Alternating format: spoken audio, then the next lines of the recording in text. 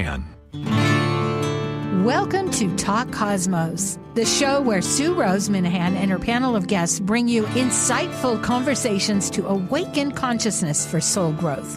Come journey with us through astrology's energetic cycles and get ready to understand your path in the cosmic roots of the stars.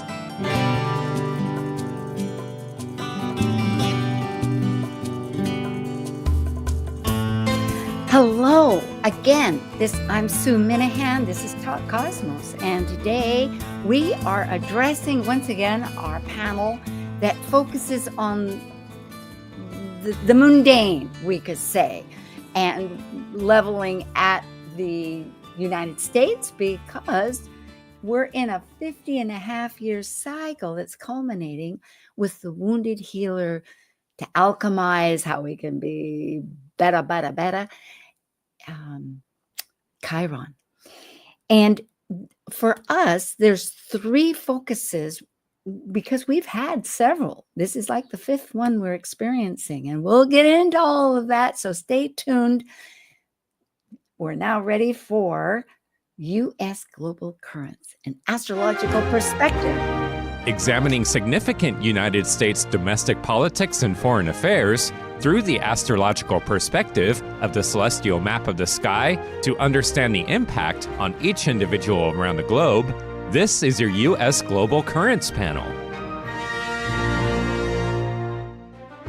I'm Sue Minahan, founder of Talk Cosmos since 2018.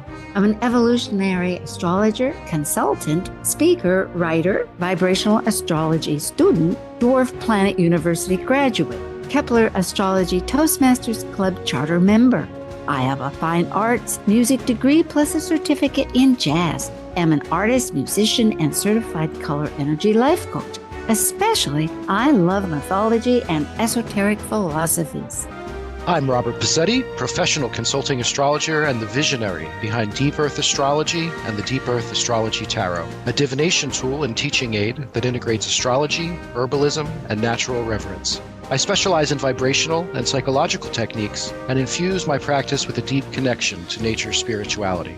I'm currently the Grand Pendragon in the Ancient Order of Druids in America and the director of the Magus Gathering in Gore, Virginia.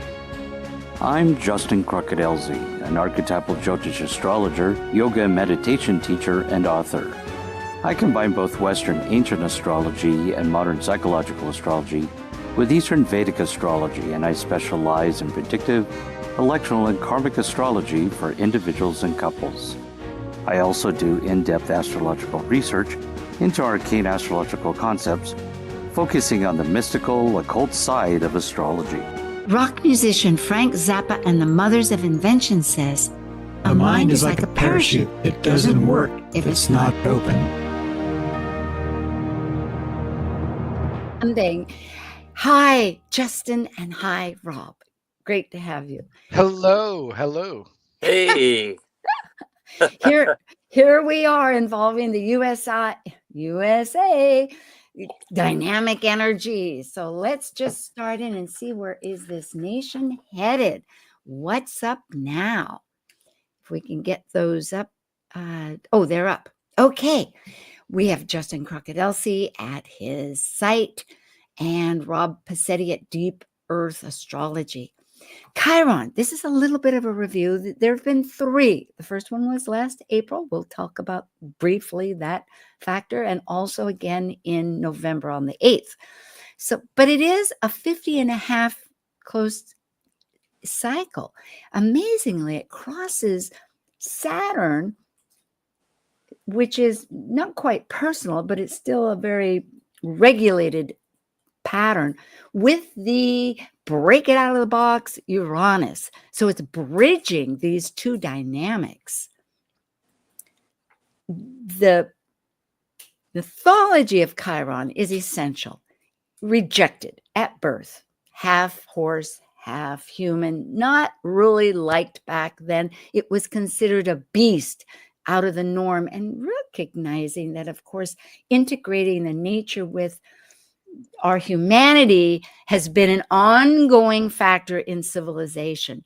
So he was, though, ruled or guided, you could say, by the sun and the moon. So he had definite lineage, and we might think of that too, that despite whatever it is that's in our chart that's of a wound, and in Aries, it's going to be self. That's what we're focused on for the United States, that is, that there's recruits, there's support, the sun and the moon. But it's called a centaur, and he was a master. He was taught by the sun and the moon all the arts in every form, and he taught in mythology, and well, you never know the difference between mythology and not, but all the greats of medicine and on. And this is not about teaching the mythology, but to give you a little bit of a snapshot why this has such magnitude. Why do we even care about Chiron, this small entity, object that's orbiting our space? But it is, as I say, between Saturn and Uranus. End of the story was that one of his students, Hercules, came to visit. They had a party. Pholus, the other centaur, was carrying the wine, that was his job. But opening it, the rest of the centaurs who were not, there's a distinction. And I need to limit myself here, but the fact is there was a big riot. Arrows flying. Hercules had been on his 12 labors. Arrows dipped in the poison of the Hydra, no cure, and he got shot. Wound would not heal. We carry this somehow within us, and it's part of our growth period is to alchemize it. Things don't go away, but we can use it, like maybe metal getting forged to get stronger.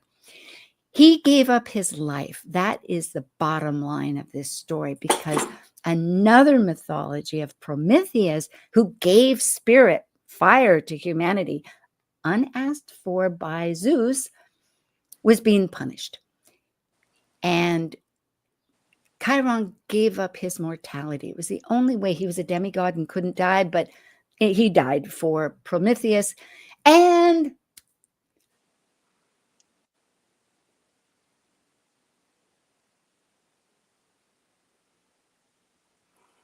Sue, your mic is off.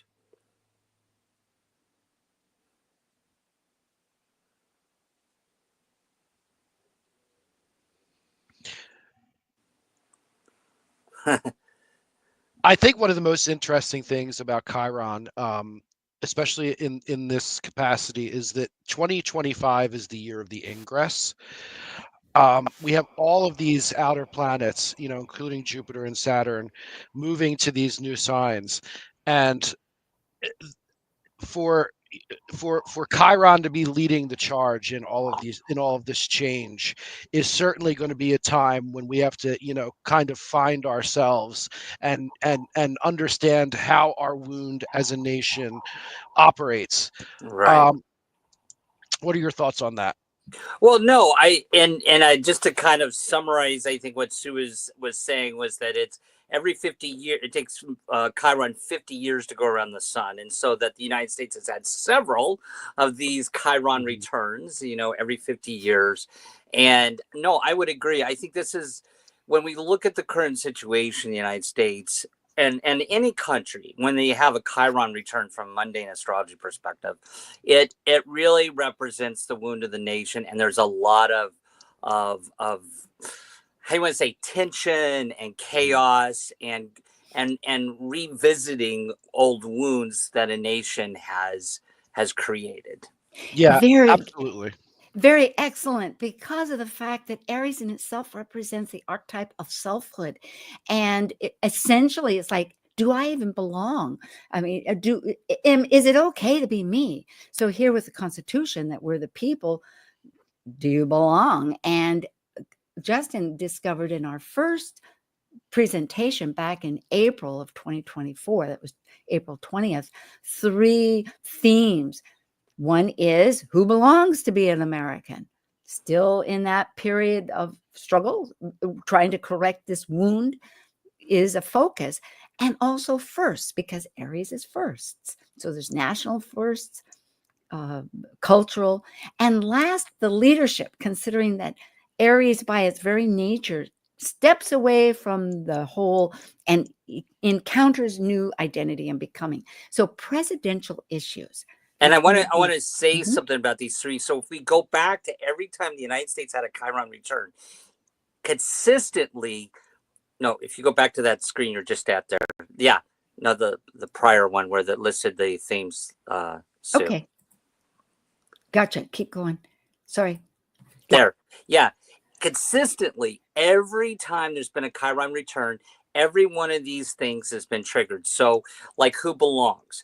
And so, if you look back in history, every time a Chiron return has happened, there's been some major war or major, what I want to say, not contracts, but major agreements made with certain, like the Native Americans or Asians or nationalities in the United States. There's always been some issue coming up there. Of course, we see that now with the immigration and that. And then there's some constant struggle with culture and philosophy. And if you go back to those times, every 50 years, there was some major. If you could go back Well, to the I know, but I want people to see the years. It's Yeah. 1825.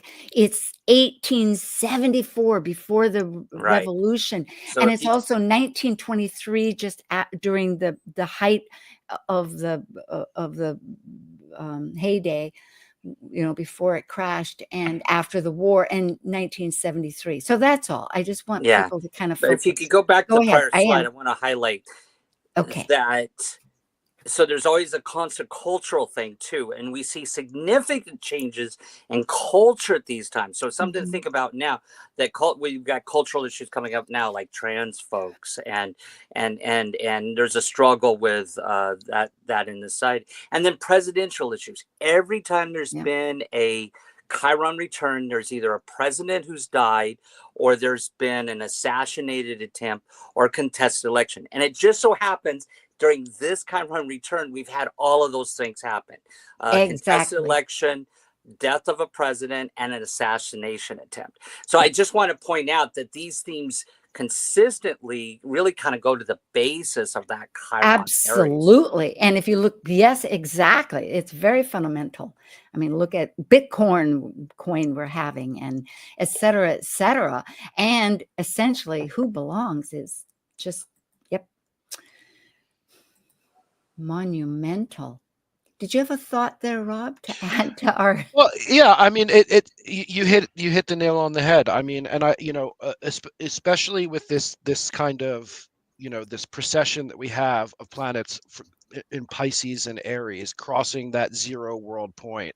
I mean, this is going to be a foundational change in the complete cycle and psyche of the United States, especially with Neptune moving into Aries as well. I mean, just as Justin was talking about the history of how Chiron works. I mean, Neptune has always been about moving into Aries in the nation has been about corruption. You Yeah. know, it's a Liz Green talked about that, about anytime we're mixing those Mars energies with Neptune energies, we're going to see that corruption and having that wound exposed in a time of corruption. And that doesn't necessarily, it's not a political statement. I mean, I would believe that anybody would feel that the other side of their own beliefs are corrupt. And that seems to be a theme right now. Yeah. Everything eventually needs to get pruned in Mhm. some way. How you're going to prune it, whether it's just, is a basis. And I flipped around with the charts because there was the very first one last April. And I'll just go back to that just briefly to bring people up to focus. But that was on, nope, that's the second one, darn it. Because they do carry a theme. The first one, this is 20 degrees, 8 minutes of Aries. It's in our fourth house natally in this country. And the first was on April 20th. That happened, and this is for the podcast people, 11:14 a.m. Eastern time. Jupiter conjunct Uranus, an outer orbit, which is monumental. And we'll see that Jupiter also conjunct Chiron a couple years back, and we're in that cycle. Justin brought that up. And then what did we just talk about? Look what's happening there. Mars and Neptune. The beginning, there a feeling of corruption. And that when we're talking about this specific aspect pattern here, this is, this would be called a soft opposition due to the fact that it's getting a little bit of relief from the trine and the sextile. Yes. But we weren't really into the full swing of what this meant at this point. There were still we're talking about the conjunction between the Taurus, Jupiter, and Uranus. That can be radical feelings of abundance. That can be it was still ramping up at this point, that waveform. Very good. And it's true. We were releasing some of our structures there, but you're right.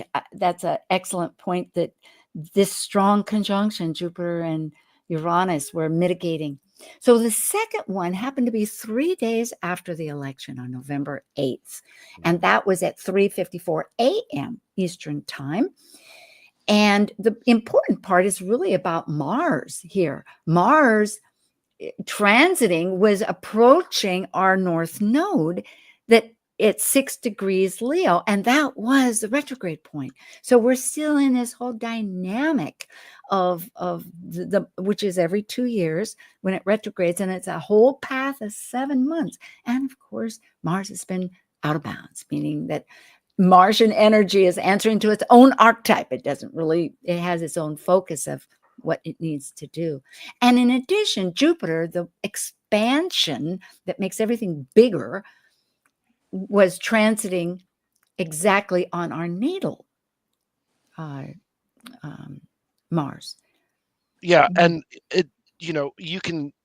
it's all right there in the things that you have circled. I mean, you have the Mars North Node there. I mean, energy towards that corrupt energy, it being kind of part of our destiny right now. The moon representing the more vulnerable people, as something being a part of the past. And then obviously you have the Mars Jupiter in Gemini, being about, especially in Gemini, that double-sided communication, being exploded to this nth degree, whereas now where we saw that the seeds of that being formed in the first in the first part of the cycle, now we're starting to see that expansion and how we tie it to our national destiny. And Folis, go ahead. No, I was going to say, I think that you point out something. I think it's kind of important to look at all of this is this whole Jupiter transit through these signs, because again, having a major Jupiter Chiron conjunction in my natal chart, I understand the whole aspect of how Jupiter inflates. And it cannot necessarily always be good, even though it's the planet of good fortune. It can inflate things that kind of go the opposite direction. And so I think, Rob, you're pointing out that Mars Jupiter conjunction in Gemini is huge, because that was just inflating the whole communications of miscommunication, misinformation, and lies. And it was over the top with that, right? It's so true. We were approaching the retrograde. We were in the first path, but we've been experiencing, which will be in a few days, it'll finally go direct. But it's been a huge reset time in so many ways, reevaluating, but we didn't understand. And the nodes were different, on and on, of our focus, in other words, instead of relationships, many changes. And look at Folis there. I'm so impressed. It's at 6 degrees exactly of cutting the past of our, something about our south node in Aquarius, of what we consider to be elevating and what we consider to be our community, and what's stepping in our way, or else what's going to get cut. And if I might say one other thing, I know we didn't put it on any of the slides, but I know everybody's been talking about the Pluto return, but I think what's bigger than what that Pluto return is Pluto hitting the south node. That's like an ending and restart.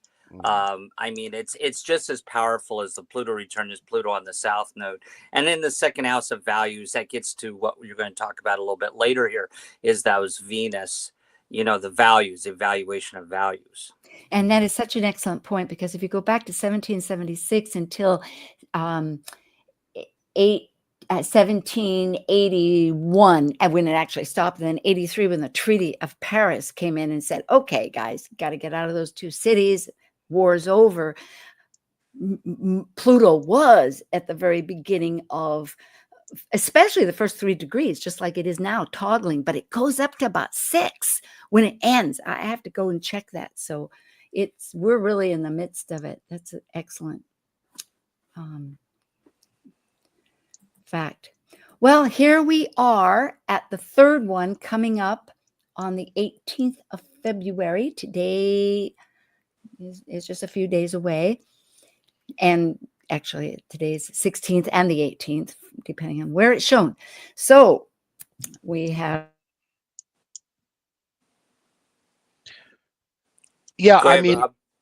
right about, having the, the where the Mercury is, where the Uranus is. I mean, I think it's pretty obvious where this is going, especially in the third house. I mean, in Pisces, Mercury in Pisces is not effective in its mission, at least. It's clouding. It can be creative, but it can also be deceptive. It's confusing. It can be diluting. And you could talk more about that conjunction there. I mean, that as far as like the harvest, the abundance, things like that, in the world, what reaping what we've sowed, is Right. seems to be a major theme there as far as our communication. And then, Jupiter on top of Uranus. I mean, it's just another part of that Jupiter cycle that you were talking about, where we had it on the Mars, which was, and now we're going to be, I think we're going to be seeing more and more and more interruption, and the how that interruption can be expanded. We're let's be honest. I mean, there's so much duality out there right now. Right. I mean, as far as messaging, and I think that that's what this really talks about. Right. Well, Yes. and I agree with you, and I really think the kind of the important thing here is this whole Mars Jupiter thing going on, especially through these signs between Aries, Taurus, Gemini, and Cancer. And Cancer being that it rules the lineage, the family, the tribe, and the fact that in this third Chiron pass here, Mars is on the U.S. sun, right, retrograding. So again, it's questioning, okay, who's not a part of the family here, right? Mars retrograding in Cancer, kick them out. That's getting rid of the part of the family. But what happens is, I think that it's important to look at where we're at now, and as soon as Jupiter because it's about ready to move into Cancer, gets to that point where Mars is right now squaring the U.S. Chiron. Well, coming up this year, Jupiter is going to be at that point and square. It's going to be at that same degree in Cancer, where Mars is starting something now and will probably be inflated or magnified when Jupiter gets up to that Cancer point squaring the U.S. Chiron. I'm just saying that's looking forward, that I think this Mars is telling us something here with that. What do you think about that? Absolutely agree. And, that energy happening when we're having all of these ingresses, in 2025, because the thing about the people need to understand about the 2025 ingresses is that these, especially these outer planets, are going to be retrograding and going through their shadow periods for most of 2025. We're not really going to see the total effects of this until 2026, especially when we get to that, that Saturn-Neptune conjunction. So I think that we're going to be in this kind of weird holding pattern for a while, where everything from from more of the what we would call the diurnal qualities, the air and the fire qualities, are just getting ramped up and ramped up. The air is feeding the fire, the air is feeding the fire. And then once we get to that 2026, I mean, what happens when a lot of air meets a lot of fire at one time? I mean, right. Yeah. Right. And really looking back at that square with Mercury on Ceres, which again is food, it's grief, we're trying to nurture ourselves, but really, if you look at the archetype, it is grief. There's a lot of loss with Ceres. She lost her daughter. She lost the food. She didn't produce the food. And that goes forward, but it's squaring that Jupiter and Uranus. So yes, the magnitude of sudden change happening. Go ahead, Justin. Well, I'm just curious. I think Rob just picked up on what you just said too, because when we talk about what's going on right now with farmers, I think you're picking up on that, weren't you, Rob? Like there's these farmers now realizing that they're getting screwed because this program has been pulled back from them, and Ceres represents food. Yeah. I mean, what do you think about that, Rob? One of the memes that's going around right now, and it's factual, is the price of eggs. And, it's funny. It's funny that has been kind of the messaging that's going on, because, it's been that kind of Gemini, meme worthy. Oh, well, you said you were going to lower the price of eggs. Oh, well, the price of eggs are skyrocketing. I love it. It's been weaponized. It's been weaponized. Well, I will explain. It's kind of like, which comes first, the chicken or the egg? And really, when you consider the little chicken, this lowly little thing, just like we had the virus that crashed out the whole world, we have the chicken that every day people want on their little breakfast plate. Like if you had anything that was going to regularly talk to people about, is it happening? Is it not happening? What's happening? And you also have you have the Pallas Athena on top of the Ceres there in the chart as well. I mean, coming up with a strategy for abundance during a time when we have bird flu coming through the nation. Yeah. And I should say I'm not in love with it. I just love the irony of it. It's a great example. And, like the clouded message around it is very much the conjunction between the Pisces Mercury and the Ceres with the Pisces as well. Yeah, I think we should definitely continue to watch Ceres because of all this stuff happening with our food system now. Immigrants being kicked out is going to bring up the price of foods because people are not there to pick it. And at Ceres being that whole aspect of farmers and food, and what we're going to talk about later, Rob, which you brought up about the medicine and that, I definitely think Ceres is going to play a role. We got to see what is going to happen with Ceres. Yes.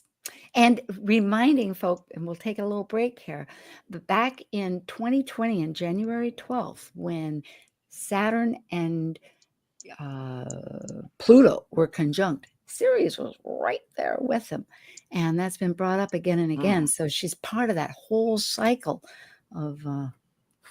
Okay, we'll be back. Get your chow. We'll be returning. Thank you so much, everybody.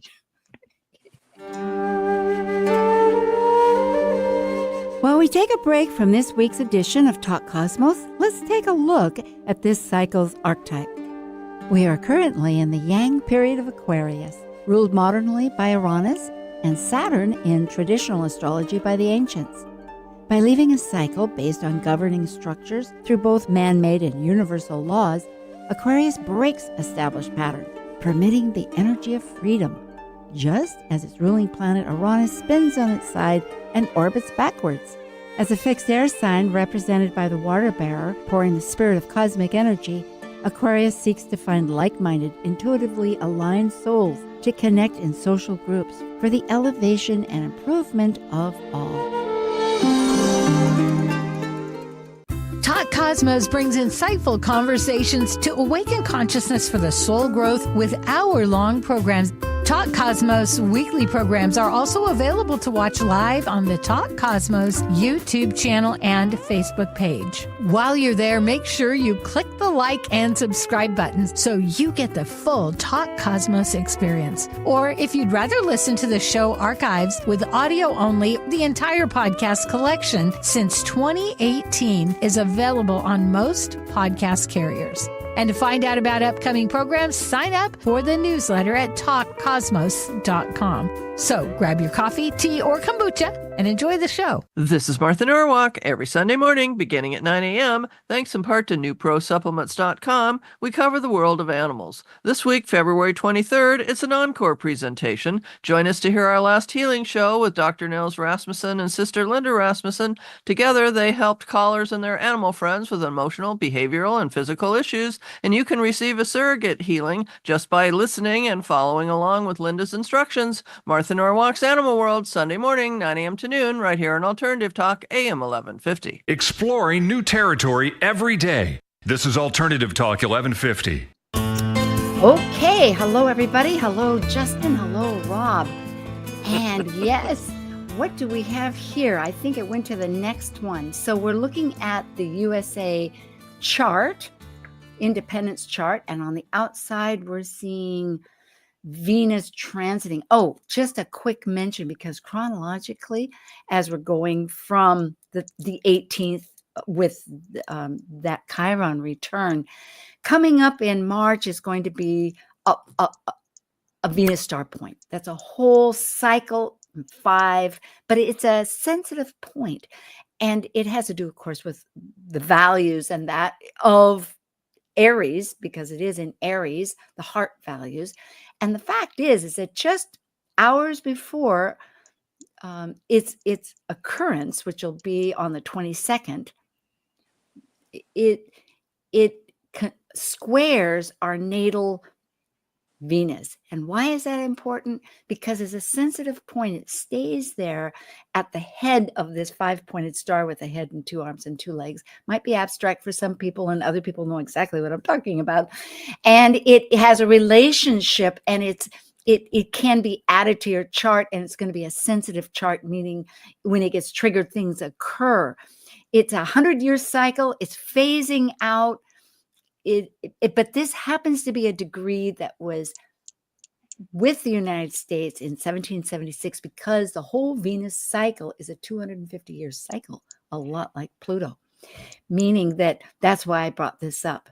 And not only is it evident for 9 months as exchanging and receiving direction from either Gemini or Scorpio at those Venus star points, but it will last as a point as it rotates around the 5 points as new ones come along for 4 years at that degree. We're still going to have Aries for about another 8, 10, 12 years, but at 2 degrees. So this is meaning we have a chance here throughout all of this to really evaluate and reassess, as squares do, act with our values. That's my big point for bringing it up. I think I got to tell you, I'm curious what Rob thinks about this too, but I think that's huge.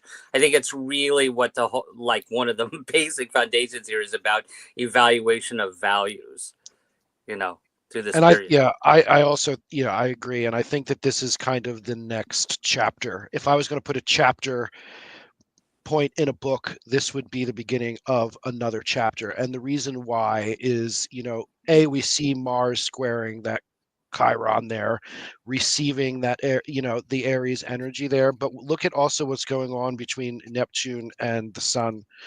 I mean, we have Neptune at its anaretic degree at 29 degrees, kind of confusing things. And, this is a good example of, just because a planet is in a domicile doesn't mean that it's a good thing. It just means it's effective there, whereas the Sun is in a place where it wants to strike out. It's the spring equinox. It wants to be renewed. It's still carrying the confusion of the times, and also with that Chiron square Mars, we're definitely going to be getting that the wound is feeding the community. The wound is feeding the family. So, and I mean, I'd like to hear what your interpretation of, obviously we're at a Ceres return there. How do you think that that's going to affect things, Justin? Well, I think, it's going to be disruption. That's what I think. And I think that's what we're dealing with I think part of this is going to be like to what Sue bringing up here, this whole concept of values. There's going to be something about value in relation to our food sources and health with Ceres. Okay. Yeah. Oh, we have we're a little bit off center. We'll go right through this. This is our halftime. But Rob Passetti, just to remind people, is at deepearthastrology.com. You can get a hold of him there. And Justin Crockett Elsie has his website. And he also has, as you will see, another site right here, Astrological Yogi with Blue Sky, and also Astrological Yogi now with YouTube. So do connect with our folks. And I think you wanted to mention, Rob, about the Yes, we're ready to announce the Vibrational Astrology Conference. It's called Fractal Cosmos. It will be August 29th through the 31st over Labor Day weekend. We have, David Cochran will be there, Linda Berry. We're going to be doing a lot of fascinating presentations. There's two tracks, one for people who are completely new to vibrational astrology and one for more advanced researchers. You can go to fractalcosmos.org for more information and get on our mailing list, and we will be getting registration going. Registration will be opening on March 9th. I will start promoting that. Excellent. And where's that going to be at, Rob? This is a fully online conference for this year. Our plan is to do it online for a year or two and then move it to a live event. This is only vibrational astrology. Yeah, and it's with the two really instigators. Yes. David began this, and Linda Berry is a mega researcher. I know both Rob and I are students of hers, and it's just illuminating. It's like, I can't, it's incredible. Good. Well, just for myself, I am part of a podcast with Astrology Star Sisters with Elizabeth Liz Mouchette. And there was a new one about Uranus-Jupiter conjunction. Is that Robus Jupiter? No, that's not right. She doesn't have that right. At any rate, it's going, I have it wrong. The fact is it was about Uranus and Gemini. But check out the playlist. It's at my YouTube channel. And we have different programs. Of course, you can find that on YouTube. And it's a bunch of different features. And next week will be about the new moon in Pisces with archetypal symbols. And my good friend and fellow guest on Astrojam, which is coming up also in March, has if you want to journey for your healing, she has a retreat. It's online. It's a journey to inner healing and wholeness. There's an early bird price until the end of March. So do look at that. And that's virtual. Actually, if you go to, it's Marie O'Neill with Padma Life Coaching that is curating this. And you can go to virtual retreat, caring for the soul, evanbright.com. A little bit lengthy, but it's right there. You can look back for that. So thank you, everybody, for subscribing and liking. We're growing, and I really am grateful. Let's leap back in. We have Jupiter conjunct Chiron, 2023, the beginning of a 13-year cycle. Justin? No, go ahead, Rob. I think you brought up this. This was your idea, and I think I liked some of the things you were saying about it. What is your take on that? Well, I mean, I think that we're going to just see this as a big ramp up period for what's going on with the retrograde and the shadow periods with these outer planets. I mean, we're going to see. I don't know how we're going to resolve this without kind of dealing with this fact here. I mean, if you also look at, I think another thing there is that, once we get further along in these charts right now, we see that conjunction between Pluto and Hygeia. I think Hygeia is a big theme for the people that are in charge right now. We noticed that last broadcast about that concept of national purity and that concept of what our perception of a healthy nation looks like. And I really do feel like that is the impetus of a lot of the issues that we're having now, is that is the framework in which we're operating. So you can go to the next slide. I just wanted to I love it. I do want to say something on that. I'm glad you brought up Hygeia, because I did a whole show on this. Every 7 years, Hygeia and Chiron conjunct. So it's actually, as you're talking about the Hygeia, the purity, and that just actually happened in last year. Was we had that Hygeia Chiron conjunction for the United States. And so I think we can look out 13 years from now, because we start this new Jupiter conjunction Chiron, which takes us to 2036. But also we should pay attention to 7 years from now, when the next, what sign the next Chiron and Hygeia conjunction will happen in. Yeah. This is so beautiful. It dovetails everything. It brings in our values. It brings in our actions. It brings in our healing. It brings in, like, what are we?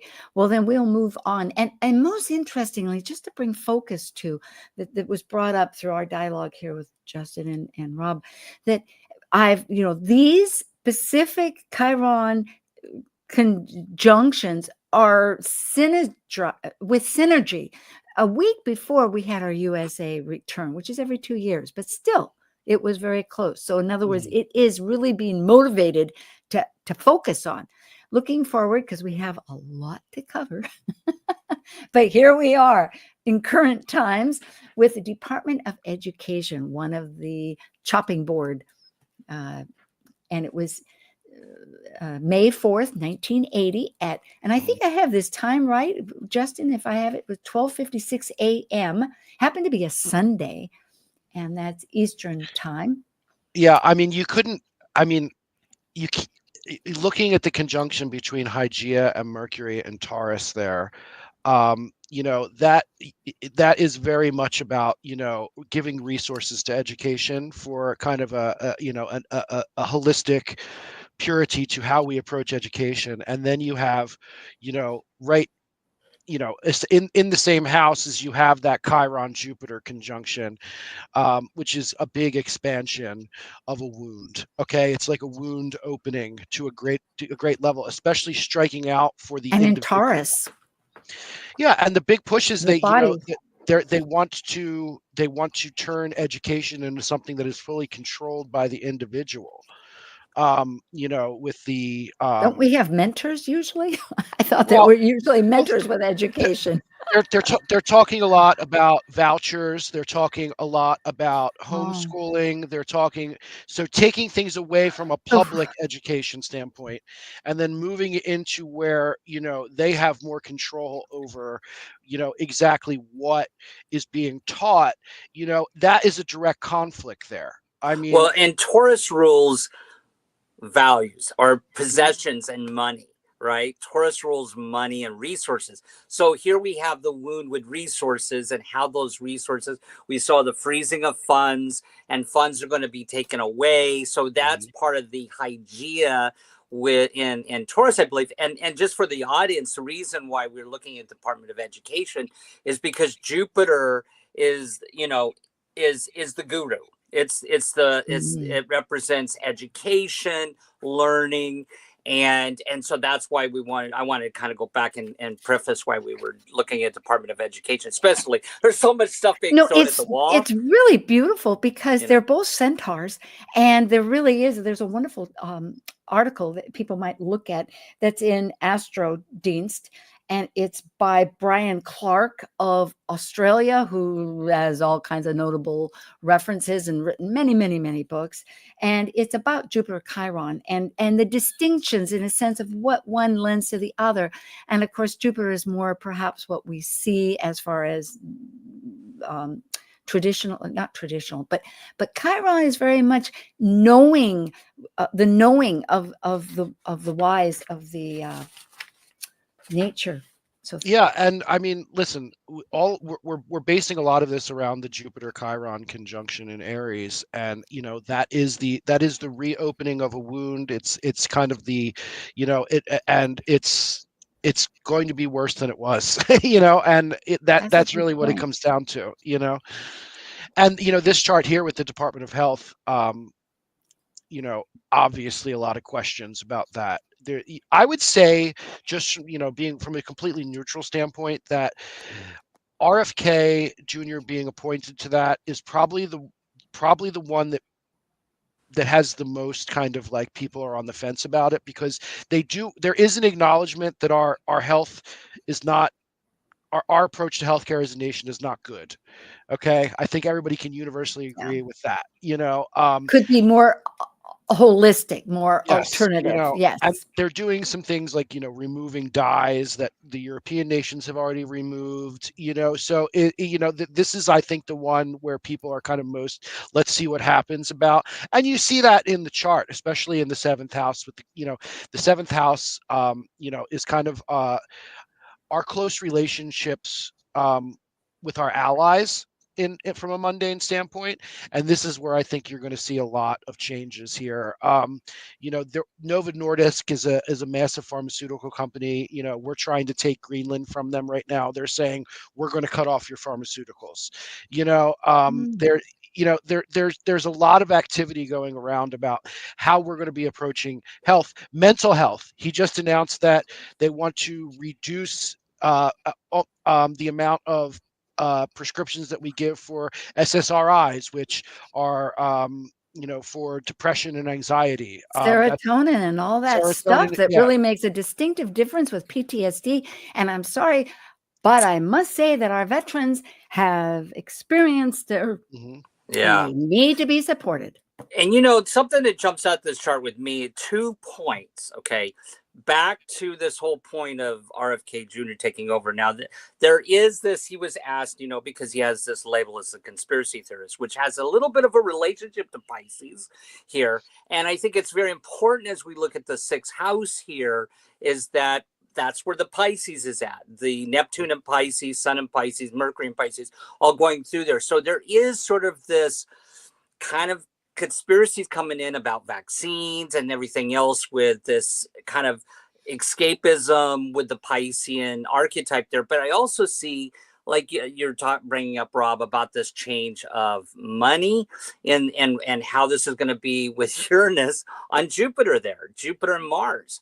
That's a big conjunction, Jupiter Uranus conjunction in Taurus there. That means that that's basically going to change the foundation of where all this money and resources and funds are going to go to. I think it's going to be a reorganization around the board, and that may be, a lot with the money with the out to the hospitals, but also, like you're talking about Norvodisk and some other pharmaceuticals coming in here. I think that's kind of big, the Uranus Jupiter conjunction there. And look at the sixth house. I mean, the sixth house is rules health, the national health, and you have Neptune conjunct the moon. I mean, that is chronic health issues. You know what I mean? Coming to mental health. Yes, and mental a health. new moon, Pisces. essentially a new moon in itself, because 25 degrees Pisces for the moon, and 21 for the sun. So it's like a crescent moon. Whether it's dealing with people's mental health or the new secretary has a mental health issue, one way or another, mental health is going to play out here, right? It's a focus, and it's a Mercury return. And I'm looking too, what's really amazing is that we do have a time for the USA Department of Health, April 11th, 1953 at 5:32 p.m. Eastern time. And therefore we have an 8-degree ascendant. That's partly for the podcast, but meaning that the bulk of this is on the western side, meaning it's very exposed. So I'm hoping there's more of a dialogue with the public and everybody about this, on how to, especially if they're restricting certain support that people need, that we'll find out.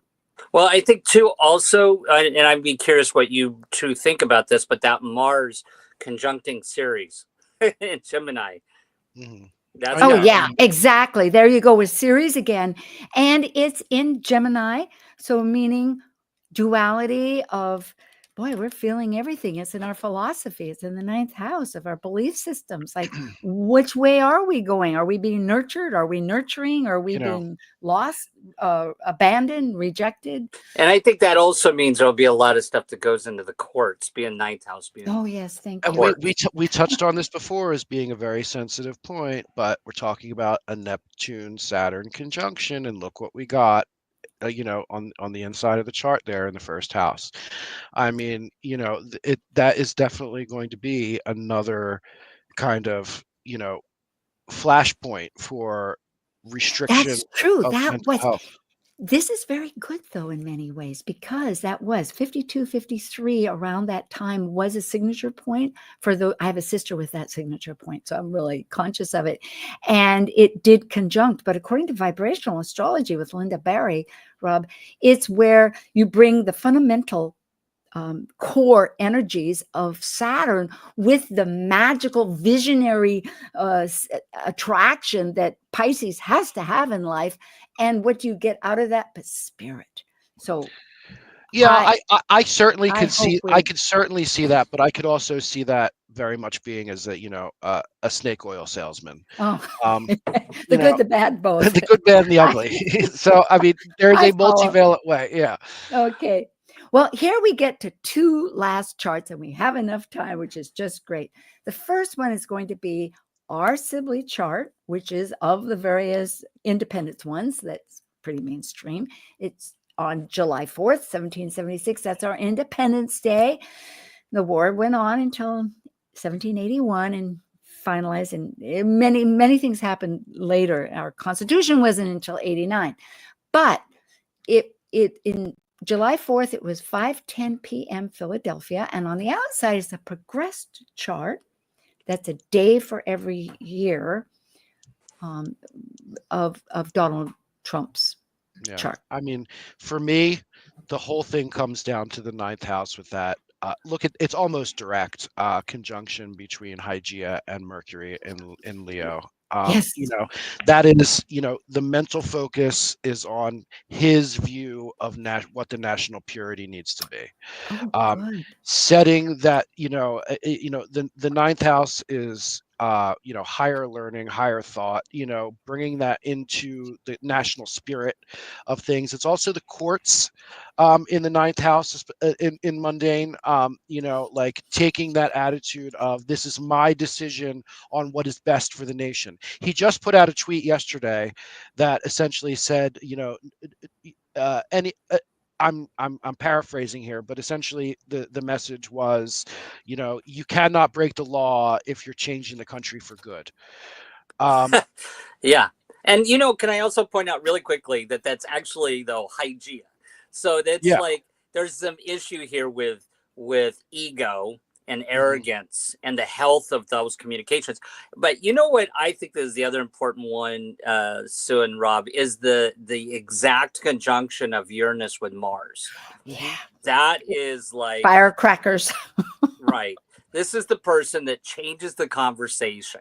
Whether we like it or not, this is a person that changes the conversation and throws a bunch of gooby gloop in there, and it's just like all over the map, and action's immediate right now. It's chaos of communications and information.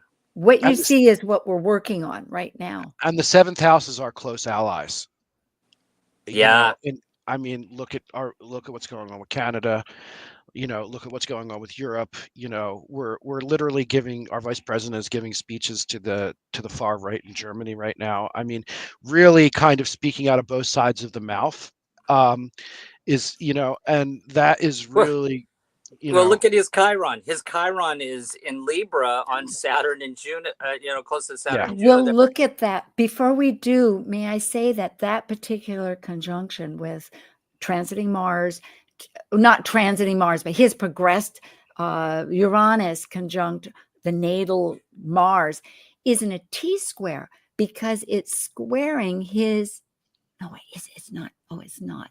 Okay, I'm trying to look at that because see his natal Chiron, progressed Chiron is at 20 degrees, but okay, forget that. It's more in a point of Thales, but the point Mars are trining. The Mars are trining, Liz. They are, and Sue, it's all right. So I mean, Sue. Yeah, and Chiron is opposing Chiron. That was my other thought. The progressed Chiron is opposing our natal Chiron. So the healing fractures, fractions. I'm thinking convergence fractions here with the VA, but I guess we have to split it apart like Gemini, gather all the pieces in order to assemble them and discern what's going to work. We got 2 minutes left, so I'd like to go to that last chart because I think. All right. Donald Trump, June 14th, 1946 at 9:51 a.m. Eastern Time, Jamaica, and Elon Musk, June 28th, 1971 at 7:30 a.m., Pretoria, South Africa. I like how you put vice president there. He's not actually the vice president, but talk about a Freudian, that pretty That's much. a Freudian slip. Yeah. You covered everything about this chart just by putting that. All right. We only have a minute left, but I think the similarities between these two charts are speaking for themselves. They might be two very different people, but they operate in a very similar energetic. It is. They have Mercury conjunct Mercury. That's right above Chiron. They have their Venus and Uranus conjunct in either way. Their Mars are opposing. Justin? Yeah, different direction at some point. Yes, because Mars agreed. are Yeah, that'll be opposite. interesting. It'll be Maybe interesting because he's maybe he's not south the node on VP. South Node on the Pluto. I know. I kept thinking about that book about elf G or whatever it is. Then I realized, wrong person. But everybody, blessings to you. May you heal bountifully. And thank you. Thank you for joining an insightful conversation on Talk Cosmos, the show where Sue Minahan and her panel of guests awaken consciousness by connecting soul growth patterns with astrology's energetic cycles. Be sure to tune in next week, same time, same place, to continue your journey through the roots of the cosmic pathway.